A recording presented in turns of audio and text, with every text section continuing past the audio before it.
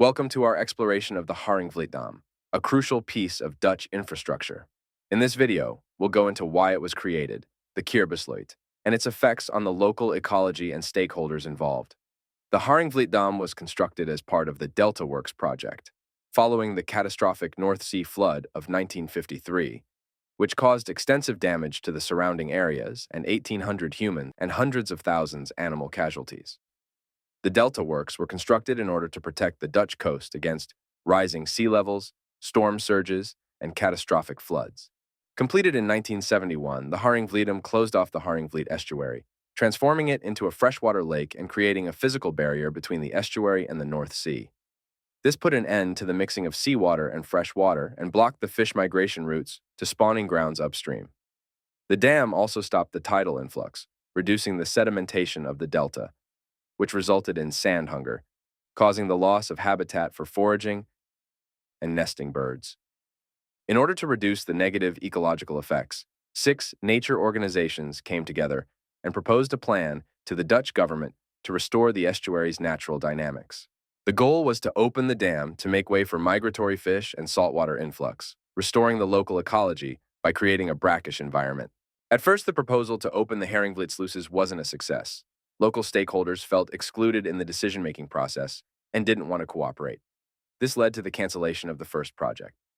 There was mostly resistance from the local communities, farmers, local political parties, and water supply companies.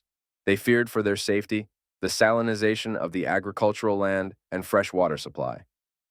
Following the complaints and fears of multiple stakeholders, the Dutch government decided to not fully, but partially open the sluices, resulting in the implementation of the kierbesluit in 2018. The reopening of the sluices resulted in significant ecological changes. Within 3 years, migrating fish species like salmon and trout, as well as key species such as the sand smelt and herring, returned to the Haringvliet Delta. Additionally, the reintroduction of saltwater has revitalized tidal marshes and shellfish reefs, promoting local biodiversity. Even though the first results are promising, many effects are still unclear. Multiple migrating species have been seen close to the Haringvlietdam, but not further upstream, so the question remains if the breeding and nursing grounds are being reached. Another effect of the kierbesluit is the outflow of the freshwater species that are not strong enough to swim against the current caused by the opened sluices.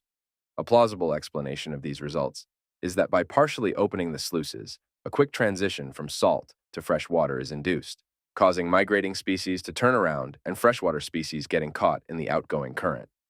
While the kierbesluit is a step forward, experts have noted that continuous monitoring and adaptive management is essential.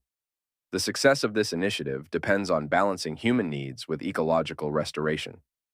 Multiple studies have emphasized the need for a holistic approach to managing the estuary. The story of the Haringvlietdam is an example of considering ecology while still managing safety, showing the recent transition to more nature-based solutions.